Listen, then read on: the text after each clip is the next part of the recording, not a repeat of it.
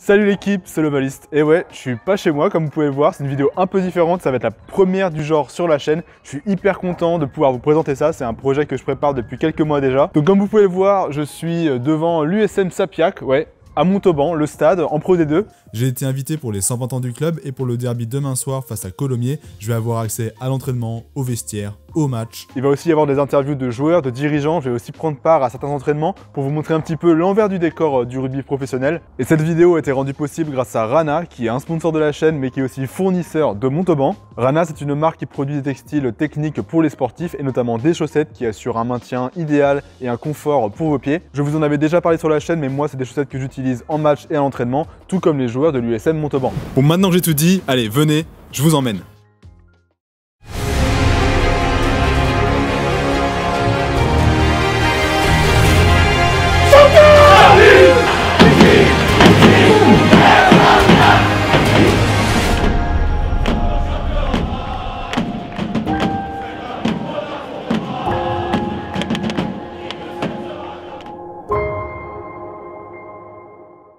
Là, c'est bon, vous êtes bien.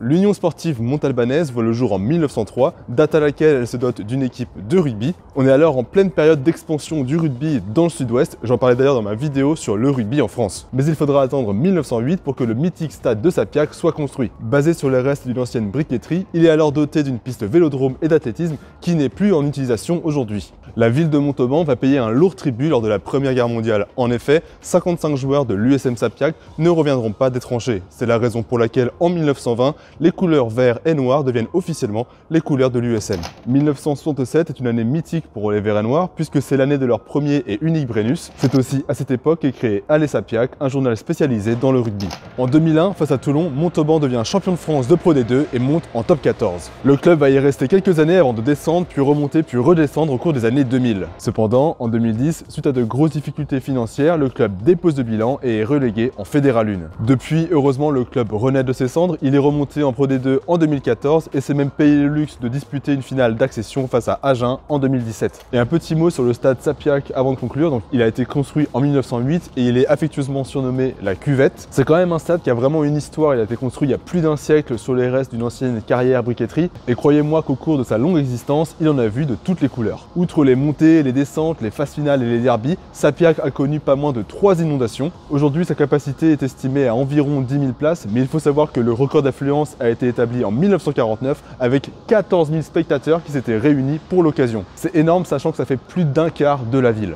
Bon allez, assez parlé, maintenant j'ai rendez-vous avec les hors groupes pour m'entraîner avec eux. On y va. Tac. Donc là les joueurs hors groupe avec qui on va s'entraîner, ils finissent la muscu. J'ai pas eu le temps d'aller les rejoindre parce qu'on était en interview, mais là on va aller faire le physique avec eux. Donc on va aller sur le terrain, sur un terrain annexe. J'ai hâte mais je suis un peu stressé. Donc voilà. On espère que tout va bien se passer. Je me retrouve ainsi dans le vestiaire des joueurs, où j'enfile la tenue que m'a prêtée Montauban, et j'attends les joueurs hors groupe, donc ceux qui ne sont pas retenus pour le match de ce soir, et qui sortent de la muscu. J'ai un peu du mal à réaliser que je vais m'entraîner avec des joueurs pros, et je dois vous avouer que je commence un peu à avoir la pression. Les joueurs ont évidemment été informés de ma venue, mais je sais pas encore trop quelles vont être mes interactions avec eux, et je sais pas vraiment dans quoi je m'embarque. Heureusement, le contact se fait de manière très simple et sympathique avec Jean-Bernard Pujol, qui me met rapidement à l'aise le temps que le reste de la troupe arrive. Chauffe bien ou quoi? Je suis pas encore échauffé, mais je vais essayer de suivre la cadence, ça verra bien. C'est comment ton prénom, toi? Moi j'y vais. Ok.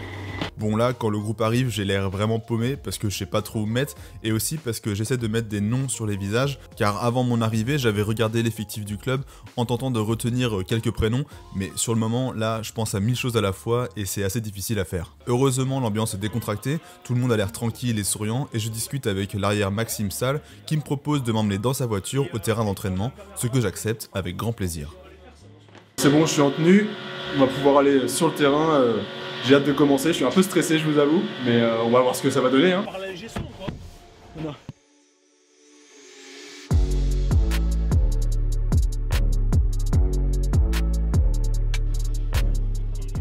Une fois arrivé, on a de la chance, il fait beau, les gens ont l'air contents d'être là, cette ambiance me permet de me dérider un peu et de discuter avec certains joueurs.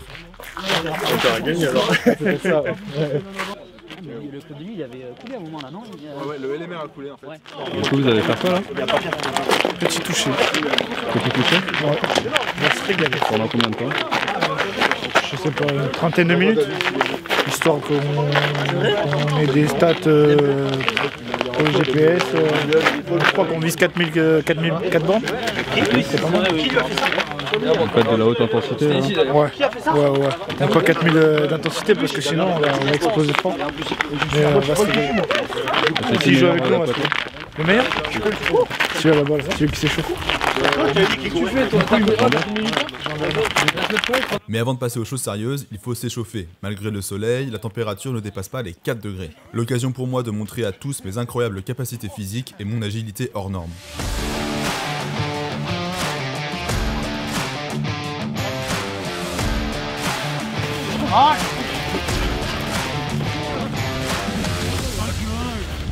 Je commence à être un peu essoufflé là.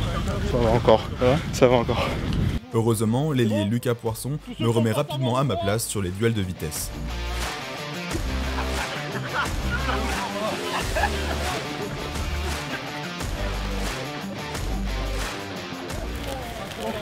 Ça commence à chauffer, mais ça va, tranquille.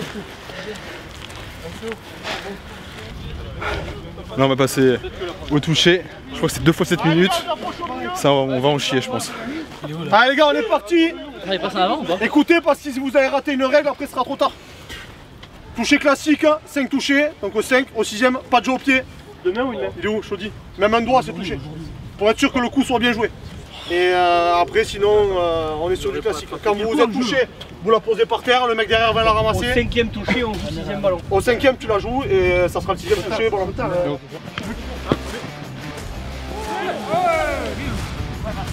J'ai porteur, on a deux man. Qui Ah viens. Ouais mon gars.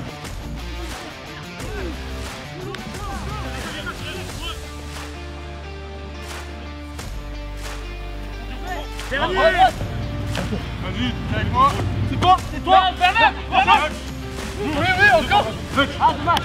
Tiens, j'ai. Contrôle. Tu l'as. J'ai. Joue 3,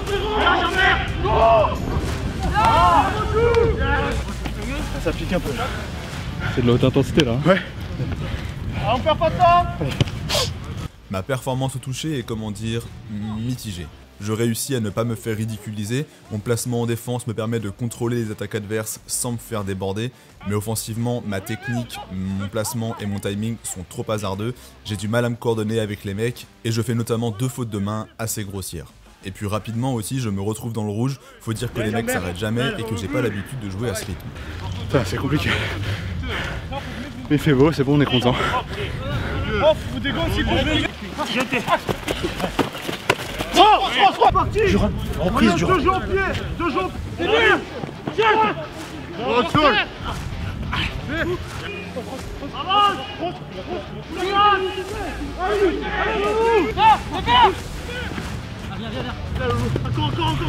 Viens. Loulou. Trop deux.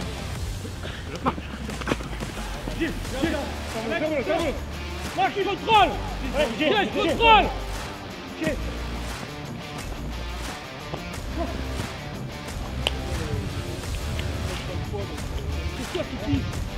C'est dur, David, c'est tranchant. Ça fait longtemps que j'avais pas couru autant. Hein. À la fin de la séance, j'en profite pour demander à l'entraîneur à quoi servent les balises GPS posées sur les joueurs et quelles données est-ce qu'il en retire. La variation, en gros, ça c'est la variation des vitesses des joueurs. Donc, Ok. les pointes, c'est tu vois Lucas là sur la dernière. Ouais. Je peux zoomer, je me mets et je vois là sa vitesse max. Donc je vois que sur le moment il est allé à 31. Ouais. Ça c'est des petites touches en live. Et après j'ai séquencé l'entraînement, tu vois, sur les blocs dès que vous avez engagé entre les récup pour avoir que le temps, on va dire, effectif d'entraînement. Bon là j'ai sorti en gros les distances par minute, les mètres minutes, la top Vmax de l'entraînement. Ok. Son pourcentage par rapport à sa Vmax, parce que des fois sur certains entraînements on va chercher à avoir les 90%. Donc après en fonction de l'entraînement, bon, là c'est des hors groupes, donc il faut que le vendredi ils prennent un peu de volume. Et qu'il y ait du volume et de la HI parce que tu es censé compenser ceux qui jouent. Enfin là c'est ceux qui jouent pas, donc il faut compenser par rapport à ceux qui vont jouer ce soir. Et après, dans les entraînements de toute la semaine, pareil, on régule avec les tokis. J'envoie aux autres prépas les infos pour savoir si on en a fait trop ou pas assez. Et là, du coup, c'est qui, par exemple, le plus rapide sur... Le plus rapide, c'était Lucas Poisson. Il est allé à 32,04. Il est dans l'équipe, du coup? Non, c'est celui qui a marqué le dernier essai. Ah oui, ok. Mais ça, il l'a fait, il l'a fait au début, il l'a fait sur l'activation, sur le dernier sprint de l'activation. Mais je t'ai dit, là, sur son dernier essai, il a 31 et quelques. Ok. Bah, merci beaucoup. Avec plaisir. Heureusement qu'ils n'avaient pas mis une balise GPS sur moi, sinon je les aurais tous fumés, ça aurait été un petit peu compliqué. Donc là, l'entraînement avec les hors-groupes et les blessés vient de se terminer. On va aller rejoindre très vite le groupe qui va aller jouer le match ce soir, donc qui est dans un hôtel et qui va commencer à manger et se mettre en place. Franchement, bilan de l'entraînement, déjà il fait beau. Ça me change un peu de Lille ces derniers temps. Ça a été assez intense pour vous avouer. J'étais dans le rouge assez rapidement, surtout dès qu'il y avait des ballons de turnover, là j'étais cramé. Mais les joueurs hyper sympas, j'ai pu avoir quelques ballons. Je me suis surtout rassuré sur la défense parce que c'est ce que je maîtrise le mieux. Alors offensivement j'étais un petit peu largué, je vous avoue. En tout cas en plus j'ai pu tester des chaussettes Rana, les nouvelles qui vont bientôt sortir. Donc renfort au niveau des chevilles, antidérapant. Franchement j'étais parfait dans mes chaussettes alors que le terrain était un peu gras. Je vous rappelle qu'il y a un lien dans la description si jamais vous voulez acheter des produits Rana, n'hésitez pas parce qu'ils sponsorisent la vidéo, ils sont partenaires avec Montauban, donc c'est vraiment grâce à eux que ce projet peut être mis en place, donc merci à eux. Allez là maintenant, direction l'hôtel. L'entraînement terminé, on file à l'hôtel où les joueurs se préparent pour leur avant-match. Nous arrivons alors en pleine collation. L'ambiance n'est pas tendue, pour autant, on sent que les joueurs sont déjà concentrés. Je m'installe en face du demi-de-mêlée Anthony Méric, avec qui j'engage la discussion. Anto, est-ce que tu peux nous dire ce qui se passe après le repas Après le repas, là on fait la collation tous ensemble et après on retourne un peu se poser, se préparer tous mentalement un peu dans nos chambres. Et ensuite les avants se réunissent d'abord les premières lignes pour analyser les piliers adverses une dernière fois. Après c'est les sauteurs et les annonceurs en touche qui se rejoignent. Okay. Et après on se rejoint toute l'équipe pour faire un brief d'avant-match, se rappeler quelques points clés sur le match et direction le stade. Ça marche. Ça va pour ce soir, J'espère. C'est un derby, Il peut y avoir du monde. Ouais, il va y avoir du monde. Je pense que ça va être c'est un match qu'il ne faut pas qu'on perde. Ouais. Déjà c'est un derby et aussi au vu de notre classement actuel. En plus Rouen a gagné hier soir. C'est ça, c'est pas un bon résultat pour nous. Ouais. Donc il faut absolument qu'on gagne ce soir. Okay. Puis faire pour les supporters aussi. Ouais. Ils attendent que ça, donc on va tout faire pour. Ça marche. Merci beaucoup. De rien. Donc là on est rentré dans la chambre d'hôtel parce que les joueurs ils sont en temps calme, donc soit ils dorment, soit ils regardent un film, soit ils sont tranquilles dans leur chambre. Le but c'est qu'ils digèrent après le repas et après ils vont avoir une petite activation musculaire et répétition des lancements de jeu pour les trois quarts et des combis en touche pour les avants. Et là après à partir de 16h ça va vraiment être le concret, la préparation d'avant-match et vous allez voir on va être au cœur de l'action, ça va être incroyable. Mais pendant que les joueurs font la sieste, je vous propose de rejoindre Yohan Dallariva, ancien joueur de Montauban et désormais directeur général de l'USM, qui revient un peu plus en détail sur l'importance de ce match des 120 ans face à Colomiers. Bonjour Yohan, merci de m'accueillir ici à Sapiac et pour cette interview, c'est vraiment très gentil à toi. Et je vais te demander de te présenter rapidement toi et ton parcours. Alors, déjà c'est un plaisir de te recevoir. Rapidement mon parcours, donc moi je suis Yohan Dallariva, je suis le directeur général de l'USM depuis cette saison. Je suis un ancien joueur du club, j'ai été formé au Stade Toulousain mais je suis passé dans le monde pro à Montauban, où j'ai connu de grandes saisons ici avec le Top 14, la Champions Cup, qu'on appelait la H-Cup à l'époque, et cette atmosphère atypique de Sapiac. Voilà, donc j'en suis tombé amoureux et je suis devenu montalbanais depuis 15 ans. J'habite à Montauban. C'est quoi ta fonction de directeur général? Est-ce que tu peux m'expliquer un peu ce que c'est ton rôle? Donc le président m'a demandé de revenir au club dans cette fonction-là.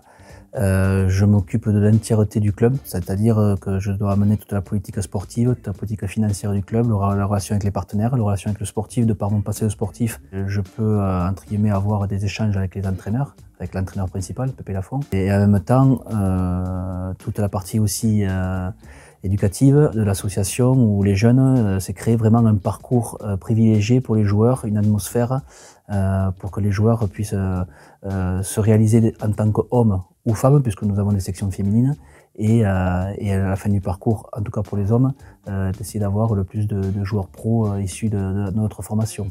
Voilà. Mais c'est clair que le challenge pour moi, il est humain. C'est fédérer le club avec sa ville, ça c'est historique. c'est remettre Montauban sur la carte du haut niveau rugbyistique et plus global, sans parler rugby, c'est accompagner des futurs hommes et des futures femmes dans leur prochaine vie. Et là, je parle des jeunes, la construction. On crée des joueurs pros, mais on crée surtout des hommes et des femmes pour qu'ils aient des éléments à relever les challenges dans leur vie. Ton constat sur la saison qui a été un peu compliquée jusque-là, c'est quoi maintenant les ambitions? Alors les ambitions, c'est le maintien. Il faut se regarder en face, il faut se regarder dans le miroir, c'est le maintien. On a un match très important ce soir contre Colomiers.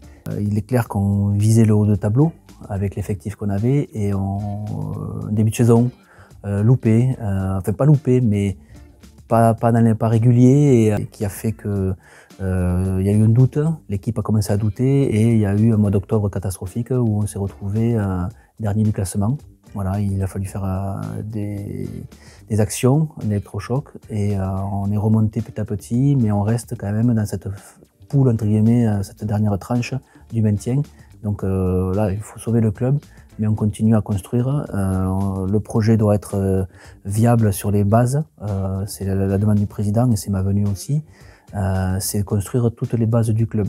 Rattraper le retard qu'on a sur des clubs pro qui ont avancé ces 10 dernières années, pendant que nous, on récupérait d'un dépôt de bilan en 2010 qui a fait beaucoup de mal au club et qui nous a envoyé en amateur pendant 4 ans. On est remonté, on a fait nécessaire et là, on essaye de vraiment créer les bases d'un club, une assise où le sportif, même si c'est très important bien sûr les résultats d'un club sportif, aura moins d'impact parce qu'il y aura d'autres piliers dans le club qui vont soutenir le club. Ce soir, on fête les 120 ans de l'USM.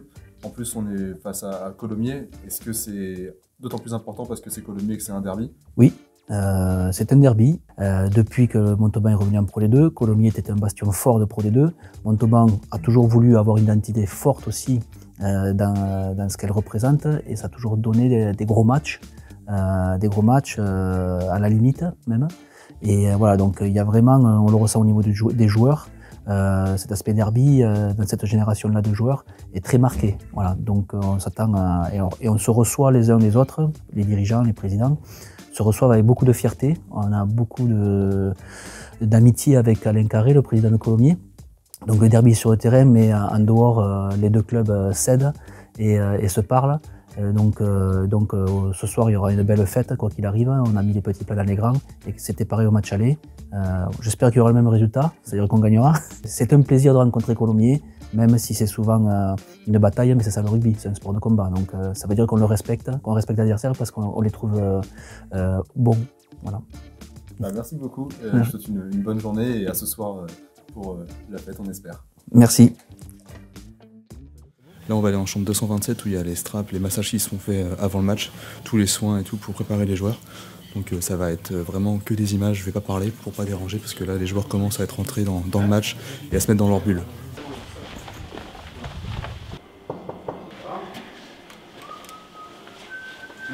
Vous êtes les médecins de l'équipe, c'est ça? Kiné. Petite question, combien de kilomètres vous pensez vous faites par match de strap? Kilomètres? Enfin, 2 mètres déjà, mais peut-être... Waouh. Il y a quoi? Il y a du 6, il y en a 27 C'est quoi, on va garder les trucs. Et je te dis ça après. Il doit faire 150, 200 mètres, pas plus. Ah putain. C'est pas beaucoup. Ouais, c'est quand même balade. Vous avez combien de joueurs vous strappez environ toute l'équipe quand même, quasiment? Ils passent? 2 tiers on va dire. Ouais, entre les genoux, les doigts, les épaules. Ouais, il y a des mecs qui ont 4 ou 5 straps.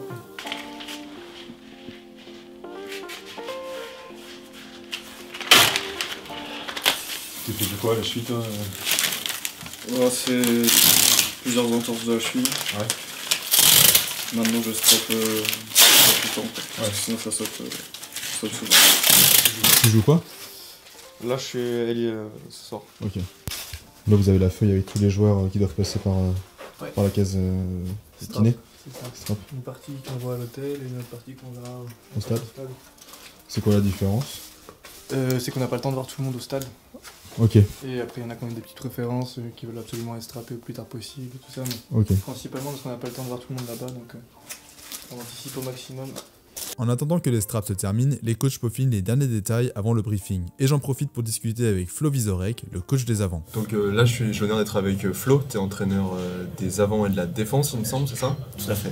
Et donc là, c'est quoi l'après-midi, ça va se dérouler comment là? Ben là, on est à l'hôtel, un hôtel partenaire du club, chez lequel on fait toutes les mises au vert. On est arrivé à midi pour le repas donc du midi. Là, les joueurs sont partis à la sieste. Nous, ça nous permet, le staff, de faire notre réunion pour la semaine prochaine. On anticipe tout le travail, on va dire, de planification des contenus d'entraînement ainsi que l'analyse stratégique de l'adversaire en tout début d'après-midi. Les joueurs vont se réveiller vers 15h30. On a un travail extérieur de réveil musculaire avec la cellule préparation physique et on va revoir nos lancements en marchant, les touches. On va dire, ça fait du bien à la tête de se reconnecter au match.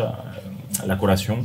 Et après va s'en suivre toute la partie des straps pour les joueurs qui ont besoin d'être strappés. Il y a certaines réunions de leaders sur tous les points, on va dire, stratégiques du match.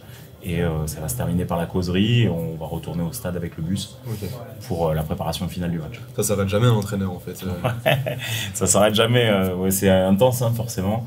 On utilise tous les temps que l'on a pour pouvoir avancer et surtout anticiper. C'est le jour de match mais il faut aussi déjà qu'on prépare la semaine suivante. On a des calendriers qui sont assez costauds et avec beaucoup de matchs. Donc forcément on doit maximiser le temps quand on est ensemble pour pouvoir préparer au mieux les différents matchs. Et selon toi, ce soir, ça va être quoi la clé pour battre Colomiers? C'est un match particulier, c'est un match un petit peu à part, ça reste des derbies. C'est pas forcément la meilleure équipe au classement qui gagne, c'est pas le reflet forcément de la saison. Pour moi, c'est vraiment des matchs à part et en tout cas, ils sont préparés comme des matchs à part. Je pense que c'est l'équipe qui va mettre le plus d'engagement ce soir, qui va savoir concrétiser ses temps forts et très certainement s'arc-bouter pour tenir le score. C'est ce qui s'est déjà passé au match aller. Je pense que c'est ce qui se passera ce soir aussi. On s'attend à un match très engagé du fait qu'on ait gagné au match aller à Colomiers. J'espère qu'on a préparé le match au mieux pour répondre présent. Mais voilà, nos performances des dernières semaines ne prévalent pas sur ce qui va se passer ce soir, je pense. Et toi, tu seras en bord tribune, en bord terrain ou tu seras en tribune L'organisation de notre staff fait qu'on a une coach box en fait en haut des tribunes avec le retour vidéo et après on a des entraîneurs qui sont bord terrain. Tout le monde est connecté par des talkie-walkie. Moi, je fais la première mi-temps en tribune. Avec le retour, je descends bien sûr à la mi-temps pour faire le débrief et je serai au bord terrain sur la deuxième mi-temps. Ok. Et, par exemple, si tu identifies des choses sur le match en direct, tu arrives des fois à corriger, à communiquer pour tes joueurs, l'appliquer sur le terrain après, j'imagine que c'est quelque chose d'assez important. C'est ça, dès qu'on a des temps morts, on essaie de donner les informations qui nous semblent les plus pertinentes aux entraîneurs qui sont en bas, notamment au manager, qui lui relaie aux joueurs. Et parfois, on peut même utiliser les médecins ou les kinés qui sont très proches des joueurs pour passer 2-3 informations, par exemple à un leader de touche ou un leader de jeu, des informations très précises. Mais on essaye au maximum de donner les informations parce que, en fait, en étant en tribune, on a beaucoup de confort de travail parce qu'on a tous les retours, on a plusieurs angles de caméra et le fait d'être en hauteur, on a une vue d'ensemble qui est beaucoup plus globale que quand on est tout en bas, proche du terrain. Et est-ce que le pire c'est pas de pas jouer, une fois que c'est lancé, tu peux plus vraiment réfléchir sur le match? Comment tu l'abordes? Est-ce que tu es stressé? Est-ce que tu es en fataliste en disant si ça doit se passer, ça doit se passer? Comment bien sûr, ce qui est difficile c'est que tout a été fait dans la semaine et après les joueurs vont mettre en application ce qui a été travaillé et ce qui a été vu souvent par le staff et les différents groupes de leaders. C'est toujours frustrant, c'est des matchs forcément qu'on aimerait jouer et des matchs qu'on a joués quand on a joué au rugby et qui nous laissent vraiment un souvenir très particulier. Ce qui est toujours frustrant, c'est parfois on voit des choses que l'on met pas forcément très bien en application ou à l'inverse qu'on met très bien en application et là on est plutôt satisfait, mais à un moment donné, il faut, on va dire, passer le relais aux joueurs. Ce sont les joueurs qui sont les acteurs. On est là pour les encadrer, on est là pour donner le maximum d'informations, mais c'est bien eux qui sont sur le terrain. Donc ça, c'est forcément à prendre en compte et gérer au maximum sa frustration dans le match. Mais on va dire que ça s'apprend avec le temps. Ok, je vais te laisser travailler et je vais te laisser tranquille. Merci beaucoup pour cette Merci. Bon, finalement, je l'ai pas laissé si tranquille que ça, puisque Flo prend même le temps de me montrer plus en détail le travail réalisé par sa cellule d'analyse vidéo. Et tout est retravaillé soit par des grilles de rapport, soit par un match, c'est pour te montrer juste par exemple Van la semaine prochaine. Donc ça, on travaille là, c'est sur 4 matchs, il y aura le match de ce week-end, tu vois, et ça, c'est eux qui codent toutes ces lignes, en fait. Là. Ok. Donc en gros, le match, il est là. Après nous, ça, c'est toutes nos demandes. Il y a des marques aussi. Ouais, toutes les marques, en fait, ce sont les séquences. Ce qui est en gris, c'est les temps morts. Enfin, tout ce qui code, ils encodent. Tu vois. Ok. Donc là, tu peux vraiment retrouver, tu peux retrouver par joueur, tu peux retrouver par... Ouais, j'imagine que du coup, vous pouvez faire en sorte que travailler sur les compos les plus proches C'est ça. De ce que vous allez affronter, par exemple. Sur les compos, enfin là, t'as tout, hein, franchement, c'est difficile de passer à côté de quelque chose. D'une information. Moi, sur la défense, je retravaille avec ça. Oh, ça, c'est un truc interactif. Ça, c'est les données que je demande un peu aux analystes. Tout ça, c'est relié aux séquences de jeu. Okay. Ce qui m'intéresse, c'est de savoir les franchissements, dans quelle zone ils franchissent, combien de fois et pourquoi. Et en fait, si je clique juste là, ça m'ouvre le trieur que avec les franchissements. En fait. Okay, donc, tout est interactif en fait.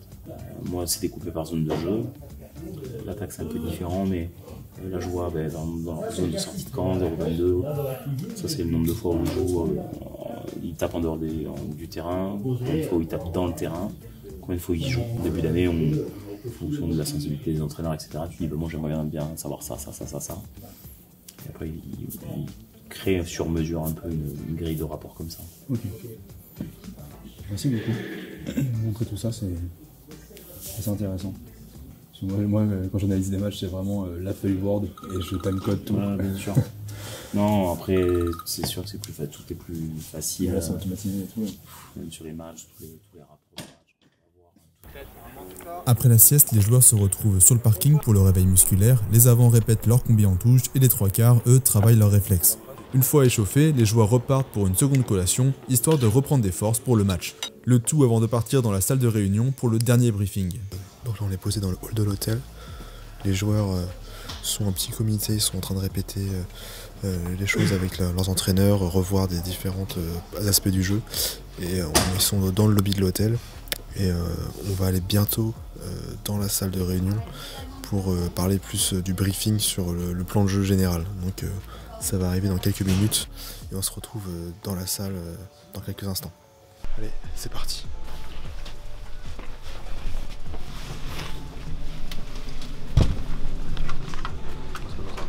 Lui, je ne vous l'ai pas encore présenté parce qu'il était occupé, c'est Pierre-Philippe Lafont, surnommé Pépé, c'est le manager, celui qui dirige l'équipe. Attention, connecté, Flo vous en a parlé toute la semaine, ils portent le ballon, ils animent autour. On va parler plutôt de valeurs, de choses qui sont importantes pour ce soir. Première des clés du match, défendre notre territoire. On parle de derby, défendre notre territoire, c'est défendre notre ligne d'en but. Ça sera très important. Ce qui nous fait gagner là-bas, c'est qu'on a su défendre notre ligne. Deuxième clé, jouer les uns pour les autres. Si ce soir on n'est pas ensemble, sinon on n'a pas envie de se faire mal pour le copain, ça ne passera pas. On contre-attaque à snap, hot feu, on va chercher le couloir opposé. Qu'est-ce que ça veut dire, regarde? On a un cadre, mais notre cadre, il n'est pas petit. Il n'est pas réduit. Il y a le cadre avec beaucoup d'espace dedans. Donc libérez-vous dans cette cadre. C'est pas un match comme les autres. C'est pas un derby comme les autres. Toute la semaine, vous l'avez senti. Toute la semaine, vous savez que c'est quelque chose à part. Un moment à part. 120 ans d'un club, la réception de Colomiers, tout ce qu'il y a autour, la fête, les personnes au stade, la pression que vous avez, l'attente, l'excitation que vous avez. C'est un match à part. Croquez dedans.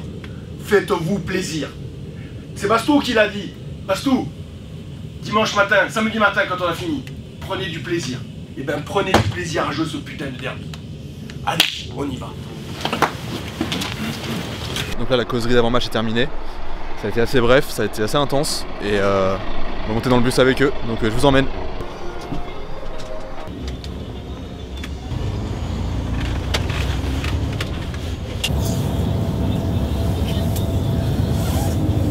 on est en route pour le stade, la tension elle commence vraiment à monter, on la sent, les joueurs sont tous dans leur bulle et voilà, j'ai hâte de voir ce que ça va donner dans les vestiaires. On voit que même les coachs sont ultra concentrés. On se demande presque qui est-ce qui va rentrer sur le terrain. Merci. Voilà, monsieur. Un plaisir.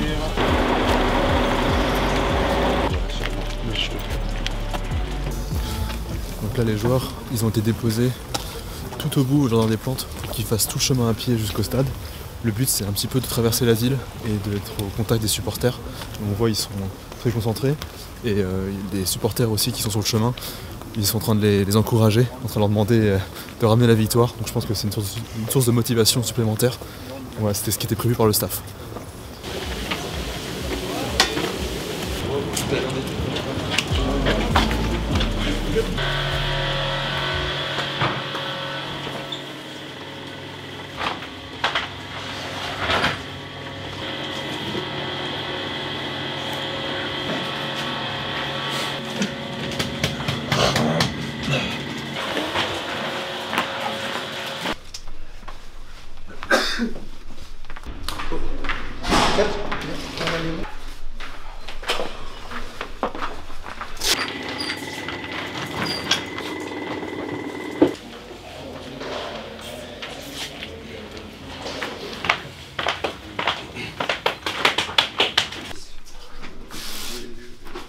Une fois après, je rejoins les joueurs sur le terrain pour l'échauffement.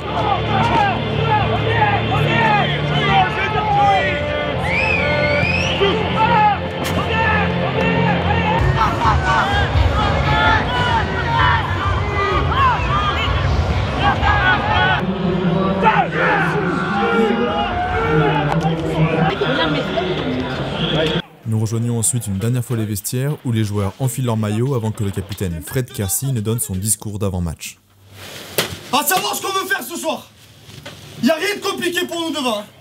Les mecs, y a rien de compliqué. Hein. Ça va de la guerre, ça va cogner fort. Hein. C'est obligé. On les a humiliés chez eux. On leur a gâché leur fête. Ils veulent gâcher la nôtre. Hein. Les mecs, faut faire un gros match. Il faut s'envoyer, il faut travailler. On n'est pas fatigués ce soir. Hein. Ce soir, on plaque pour faire mal. Hein. On fait tout pour tout faire à fond. À fond, les mecs. Faut le sentir, ça, les mecs. On est bien, là. J'espère qu'on dort pas. J'espère juste qu'on dort pas, là. Ça va piquer dès le coup d'envoi. Les mecs, on reçoit. Allez, allez. Allez, les gars, on est chez nous. Salut. Allez. C'est le temps bouffé. On regarde maintenant, qui veut ou qui veut pas. Allez. Ça tape fort, faut que ça tape fort. Lorsque je pénètre dans l'enceinte de Sapiac, je suis alors frappé par le nombre et la ferveur du public montalbanais. Plus de 9000 personnes sont présentes dans les tribunes, pas mal pour de la Pro D2. Et puis comment passer à côté du COP de supporters sapiaciens qui donne de la voix d'entrée de jeu. Le coup d'envoi est sur le point d'être sifflé, c'est la première fois que j'ai la chance d'assister de si près à un match de rugby professionnel. Est-ce que Sapiac est prêt ce soir?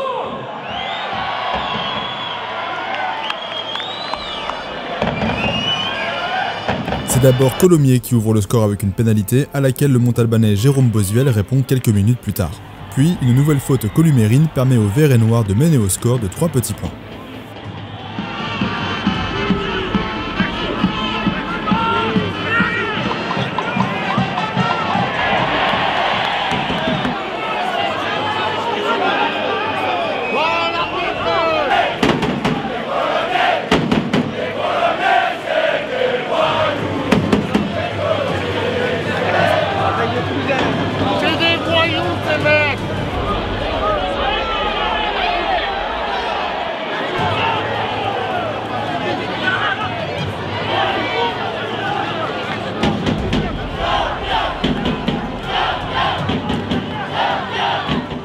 Mais malgré l'engagement défensif des Montalbanais, Colomiers pousse dans les 22 jusqu'à inscrire un essai aux alentours de la 23e minute. Et si vous vous demandez pourquoi on ne voit pas l'essai en question, c'est tout simplement parce que je l'ai manqué, ce mec passant juste devant mon objectif au moment de l'action.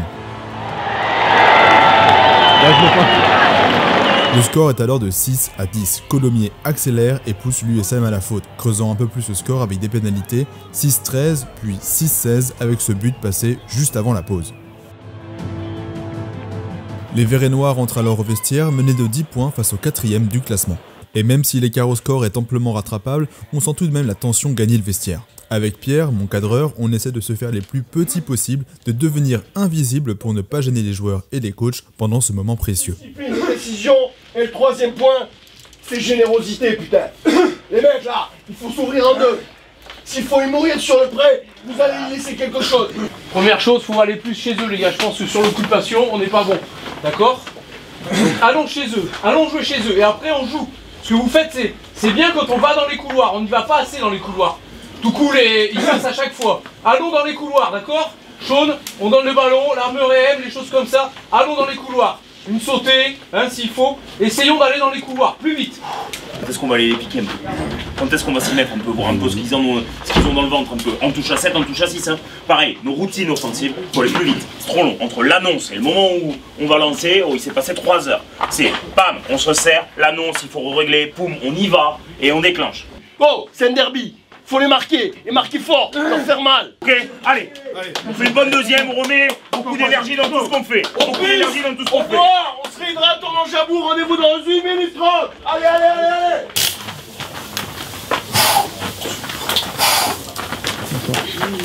Allez, on sert les gars. Un mot. Plus. Je dois être plus précis, je dois être plus discipliné, je dois être plus ambitieux, je dois être plus énervé, je dois être plus conquérant. Je veux gagner ce match, je dois faire plus. It's not enough. C'est un derby, c'est Colomiers, c'est une belle équipe. C'est pas suffisant. On monte le curseur.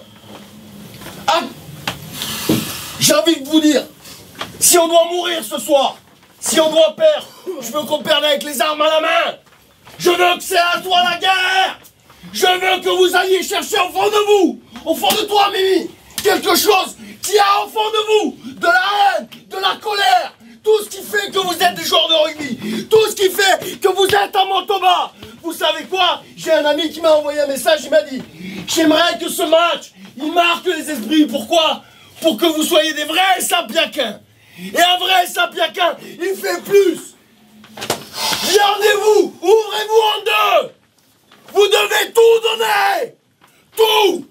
Parce qu'on va gagner ce match! On le veut plus que! On le veut plus que! Allez, les gars! Allez! Coup d'envoi, bombe S, plein milieu, sur Girard. Sapien! Après ce discours musclé, voilà les Sapiaquiens remontés pour la seconde période.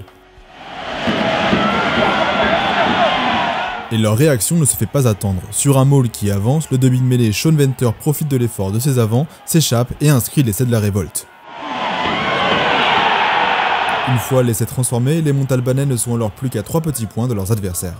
A partir de ce moment-là, l'USM reprend peu à peu la main sur la partie. Les Verts et Noirs gagnent leur duel, ils multiplient les offensives et investissent le camp columérin.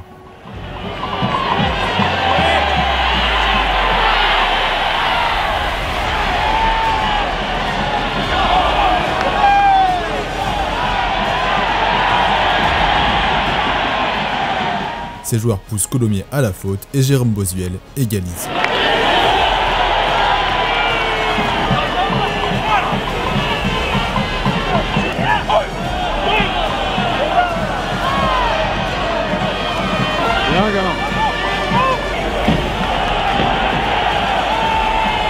Poussés par leur public, les Montalbanais repassent devant avec une nouvelle pénalité et resserrent un peu plus leur emprise sur la partie.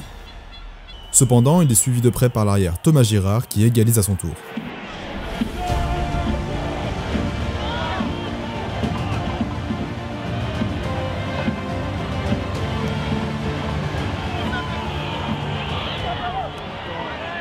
Solidaires et engagés, les Verts et Noirs continuent de pousser Colomiers à la faute, permettant leur buteur Jérôme Bossuel d'enquiller et de mettre son équipe à l'abri d'un possible retour columérin.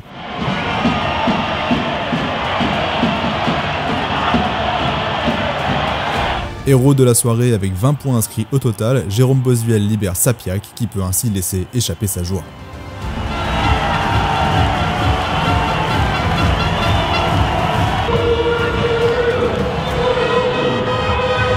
Le soir de ses 120 ans, l'US Montalbanaise sort victorieuse de ce derby avec Colomiers sur le score de 25-19 et se redonne un peu d'air dans sa course au maintien.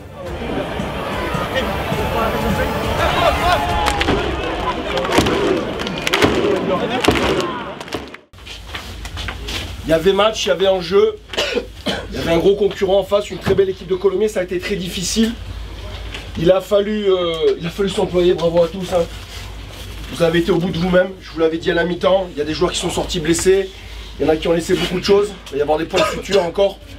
Bravo, bravo, j'ai vu quelque chose de beau, j'ai vu quelque chose de grand.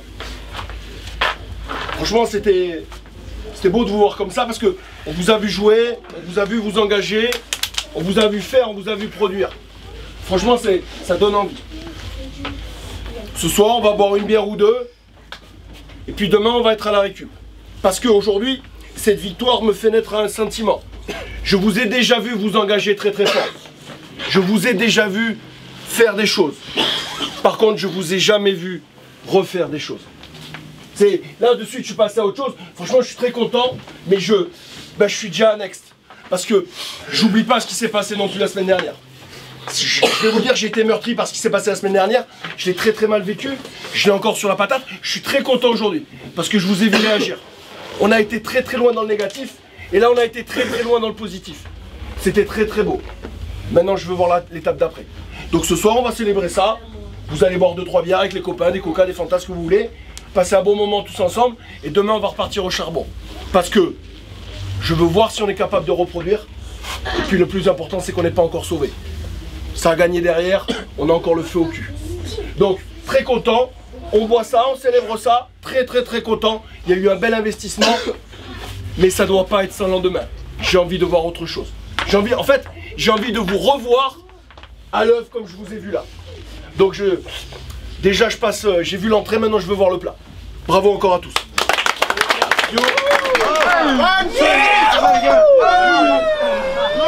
Après la photo de la gagne, le capitaine et troisième ligne Fred Kersey a la gentillesse de m'accorder quelques instants d'interview. Si tu donnais un peu ton ressenti sur le match de soir, ça a tapé fort? Je sais pas si ça a tapé aussi fort parce que ça a tapé plus fort peut-être à Colomiers. C'était un match qui était haché, qui n'était pas ce qu'il y avait de plus joli. Mais bon, première mi-temps il domine, seconde mi-temps je pense qu'on domine et on fait clairement beaucoup moins de fautes à la seconde mi-temps, ce qui nous permet de prendre le score et de rester chez eux. Merci Fred. Bonne soirée, profite bien. Après ces bonnes paroles, les joueurs peuvent laisser retomber la pression pour se consacrer à l'autre match qui s'ouvre désormais, la troisième mi-temps.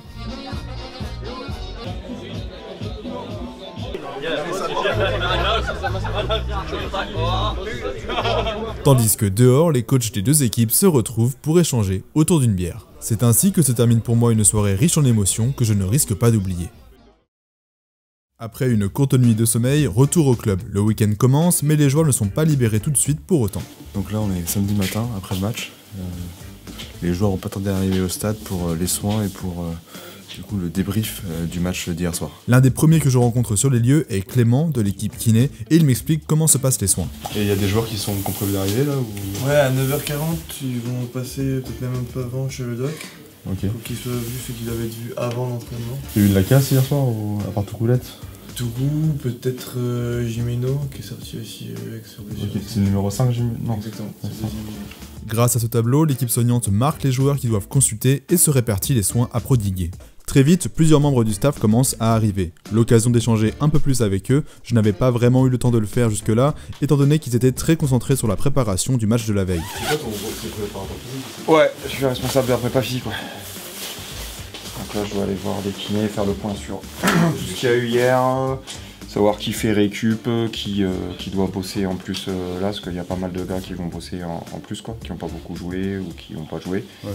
Et après répartir les blessés, qui doit être en soins, qui doit faire en récup, tout ça, quoi. Voilà. Toi, c'est quoi ton rôle Moi, je m'occupe de l'attaque, en fait. Okay. Donc je bosse beaucoup avec David qui s'occupe des 3/4, David Burns. Et là ce matin c'est quoi le... Ce matin on fait le retour du match en vidéo, pour voir ce qui a été et pas été. Il y a ceux qui n'étaient pas dans le groupe qui ont un petit entraînement de 30 minutes parce que du coup ils sont un peu en déficience rugby puisqu'ils n'ont pas joué et ils ont 30 minutes de physique. Et voilà, c'est essayer de balayer le match pour que dès lundi on passe sur le prochain match. Et justement on annonce aussi à la vidéo certains joueurs qui vont s'occuper de présenter moi par exemple l'attaque sur la semaine prochaine. Donc ils ont du travail à faire dès aujourd'hui et dans le week-end pour que lundi ils aient quelque chose qu'on en discute lundi, qu'on échange par rapport à ce qu'ils ont vu eux, ce que j'ai vu, ce qu'on a vu nous avec David. En fait, vous enchaînez tout de suite. Après une victoire comme celle-ci, vous passez directement au prochain match. Ouais, voilà, on essaie de balayer, de voir ce qui a été et pas été, pour regarder ce qui a été, essayer de le faire évoluer encore, et de gommer nos erreurs, qu'ils soient bien conscients des problèmes qu'on a pu avoir, Comme ça, c'est fait, la semaine est clôturée, on part en week-end, surtout avec cette victoire, en ayant accompli les choses qu'on voulait faire et puis passer à autre chose dès lundi, quoi. Il faut que lundi, on essaye de basculer vite parce qu'après, surtout qu'on part à l'extérieur à Vannes, qui est un voyage assez long. Donc la semaine va être courte, on n'a que 2 jours vraiment réels pour travailler, lundi, mardi, et il faut qu'on travaille sur Vannes parce que sinon, on passe une matinée à finir de clôturer le match de Colomiers, le lundi matin. Donc on perd une demi-journée pratiquement, qui nous fait tout décaler, voilà. Donc on n'est jamais vraiment en week-end encore. Non, dans le rugby, on n'est jamais vraiment en week-end, jamais vraiment en vacances. Ouais. C'est un métier passion, donc c'est comme ça. Bon, c'est pas tout, mais c'est maintenant l'heure de la muscu. Les joueurs commencent à arriver à la salle pour démarrer leur séance.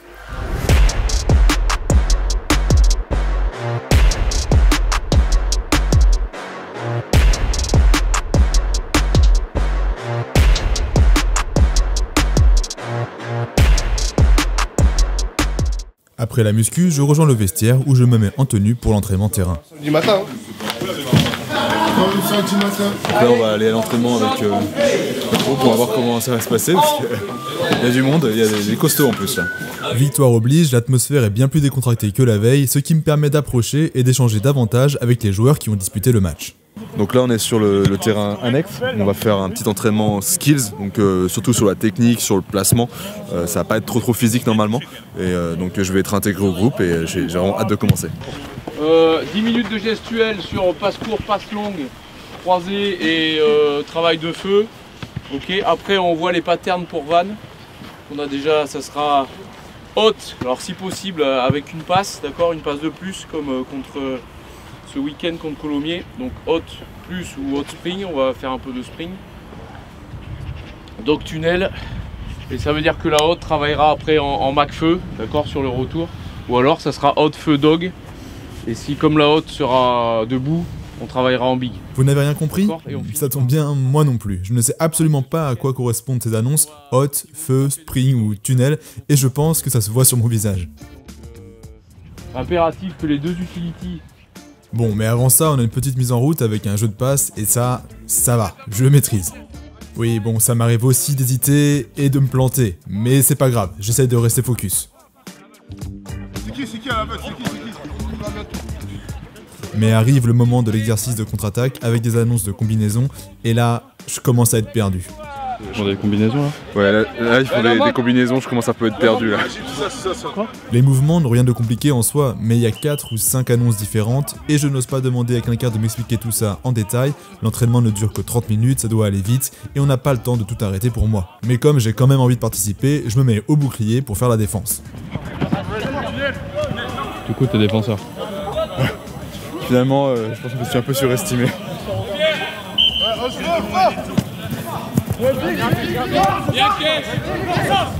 Mais au moment où je commence à décrypter et à saisir le sens des annonces et que je m'apprête à essayer de me mettre du côté de l'attaque, et ben c'est déjà la fin de l'entraînement. Après un rapide débrief, retour au vestiaire pour se changer avant de clore la matinée par une séance d'analyse vidéo. Le but de la séance est de préparer le prochain match en déplacement à Vannes et de mettre à contribution les joueurs pour qu'ils participent à l'analyse. Les fautes, 11 pénalités, 11 à 10. Et le truc, ce qui me fait chier, c'est que c'est 7 à 1 en première mi-temps. Conquête dégueulasse, on n'a pas un ballon propre, on l'a mais on fait pas. Et là derrière, c'est tout sauf une noire à tasse. On bascule sur les clics de jeu, top. Max Mati, s'il te plaît.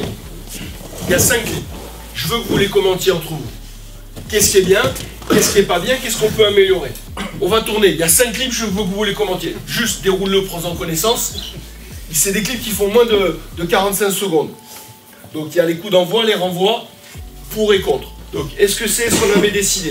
Ouais, on avait dit qu'on mettait sur le bloc pour que Basse puisse aller au contest. Parfait. Derrière, est-ce qu'on est en place pour défendre rapidement? Ah oui, plutôt. Ok. Est-ce qu'on peut être plus efficace sur le plaquage? Oui, on peut le prendre en bas et pas concéder ses mètres, mais bon.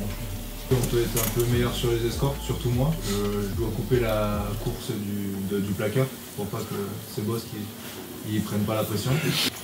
On prend un autre franchissement et on est dans le cul. Mais pour moi, je pense que l'axe d'amélioration qu'on peut avoir, c'est quand il y a le feu, qu'on est pris un petit peu, et bien, tant pis, s'il y a un rec ou deux, il ne faut pas qu'on conteste, et ben on conteste pas, mais on refait cette ligne, et on peut contester le troisième rec par exemple. Et je pense que c'est ça l'axe d'amélioration qu'on peut avoir. Et là, moi je suis d'accord avec toi, mais est-ce que vous êtes d'accord avec Max ou pas? Est-ce que vous en avez fait la même analyse? C'est ça l'important. La séance vidéo, ça a été l'un des moments que j'ai préféré. Voir tout le monde concentré, revenir sur les moments clés, c'est un peu ce que je fais tout seul quand je débriefe et que j'analyse des matchs sur la chaîne, mais en plus pointu avec les réactions et les explications des concernés. Une fois terminé, les joueurs quittent la salle, ils peuvent enfin partir en week-end et rejoindre leur famille. L'horloge tourne, ils ont moins de 2 jours de repos avant de repartir à l'attaque pour une nouvelle journée de championnat. C'est pour moi la fin de ce voyage et de cette expérience très enrichissante au cœur de la Pro D2 et de l'US Montauban. Merci à tous d'avoir suivi mon aventure, c'est la première vidéo du genre sur la chaîne. Là j'y repense mais je me dis que c'est dingue d'avoir pu concrétiser un projet comme ça. Merci à l'USM Sapiac pour l'accueil, merci à Rana pour le soutien et merci à Pierre, mon ami et cadreur, qui m'a accompagné dans cette aventure. Je suis maintenant ouvert à vos retours, je sais que tout n'est pas parfait, qu'il y a pas mal de points qu'on peut encore améliorer, mais là j'ai pas le temps ou pas forcément les compétences pour pouvoir tout faire. J'ai déjà appris énormément en travaillant sur cette vidéo, mais je pense qu'on peut encore faire mieux. J'espère vraiment que ça vous a plu, si c'est le cas, le meilleur moyen c'est de s'abonner, de liker, de partager et surtout de faire connaître mon travail autour de vous parce que qui sait, peut-être qu'une grosse équipe top 14 ou une équipe nationale tombera un jour sur mes vidéos et se dira qu'elle aura envie d'avoir le même contenu, donc ça pourrait être énorme d'avoir le même genre de vidéos mais avec d'autres équipes. Merci également à tous les tipeurs qui soutiennent la chaîne financièrement, que ce soit par des dons réguliers ou par des dons occasionnels. Vraiment, ça aide beaucoup de se sentir soutenu, de se sentir encouragé dans ces moments-là. D'autres contenus vont arriver très bientôt, je vous dis à la prochaine. Bye Lovali.